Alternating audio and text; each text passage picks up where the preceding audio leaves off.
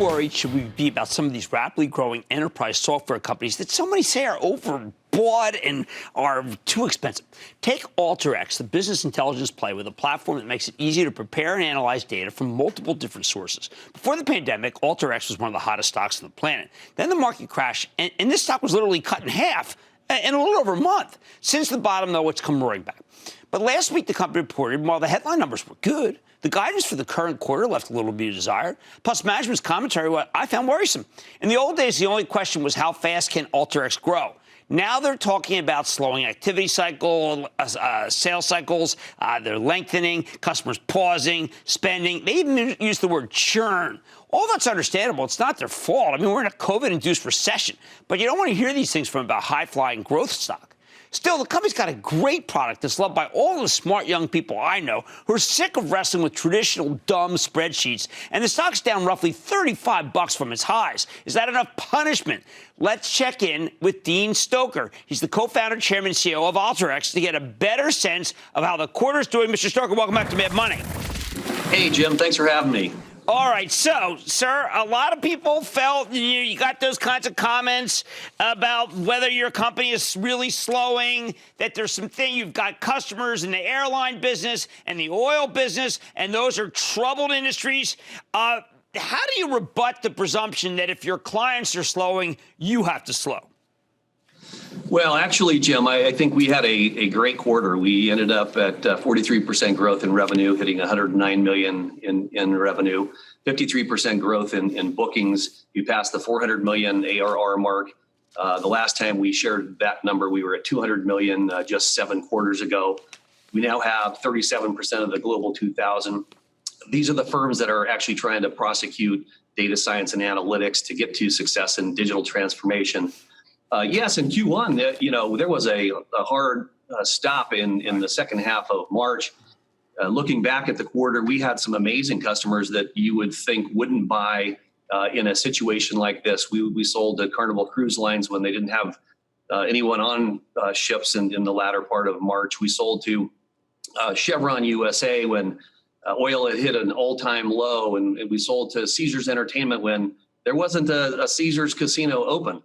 So the good news about this is that the impacted industries clearly see a need to recover with the optics of data science and analytics, and Alteryx is the perfect platform to help them succeed.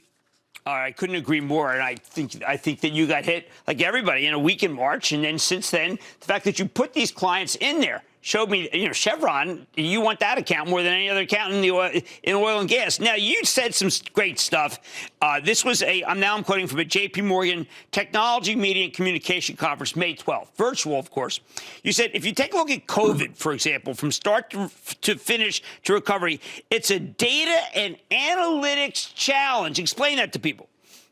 Well, so for the first time in my career, I've seen politicians, mayors, governors, the president, scientists, data workers, medical practitioners, all saying the same thing. What we need are more data, more analytics, better models. We need to automate this stuff because we got to update it every hour of every day if we're going to actually tame this thing. So if you look at the COVID crisis, it really is, I think, instrumental in sharing what's happening in enterprises today. From the start of the pandemic, using Alteryx to do things like genome sequencing to understand the makeup of the virus that we then had to track using geospatial analytics to know when it would go where and at how quickly and to try and manage the spread, all the way to helping hospitals predict peak periods for ICU beds, for ventilators, for masks, helping supply chain partners who are making those that PPE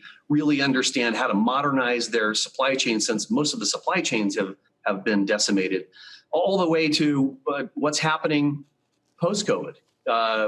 Things like managing the trillions of dollars that are going from central banks around the world to prop up financial systems, to helping the 33 million people who've been displaced from their jobs. I saw a report today that the UN says that there's probably going to be up to 300 million worldwide, and we're here to help those people as well. Well, you should talk about your plan to help people learn how to use your kind of program, because I think that yours the future, obviously the other's the past, and you're willing to upsell it. You're willing to tell people how to do it.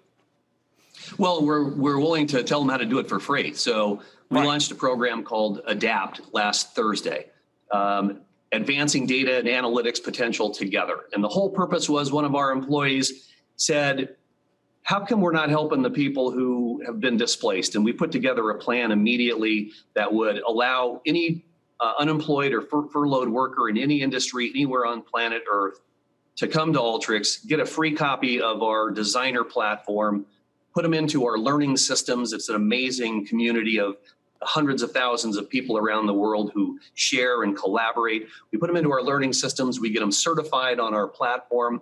We even give them scholarships if they want to get a nano degree in business analytics in as little as 30 days in a partnership with Udacity, one of the leaders in online learning. These folks can revitalize themselves. They can make sure that they've got economic strength for the next go round. They can give themselves career optionality. The one thing that everyone needs in the 21st century is a data science and analytics skill. And we're so excited that the 1,500 people at Alteryx are willing to dive in and help not just our customers get back to health, but really drive extra value for the. Okay, well, if you're listening, displaced. Where should you go? Go to Alteryx, or is there a separate website? Nope. Go to Alteryx.com. There's a bunch of links on the home page. It's part of the Alteryx for Good program. Alteryx for Good is a pillar we put together a few years ago. We currently have 400 nonprofit organizations around the world in 38 countries. And we're helping organizations to bring dignity back to the homeless in urban cities. We're helping them rid themselves of malaria in Zambia. We're helping protect endangered species, doing work around climate change. And this cause now helps 300 million people who choose to join. We have, we're tracking about 1,000 registrants a day, and we can't wait to hire some of these people and get them into our workforce and that of our customers. All right, that's terrific. I knew you'd be doing stuff like that. That's your nature. I want to thank Dean Stoecker, Chairman and CEO of Alteryx. And look, this is a company, just ask any young person who has to do data, and they will tell you, you must use this company. Mad Money's back after the break. Don't miss a second of Mad Money. Follow @Jim Cramer on Twitter. Have a question? Tweet Cramer. #MadTweets. Send Jim an email to madmoney@cnbc.com or give us a call at 1-800-743-CNBC. Miss something? Head to madmoney.cnbc.com.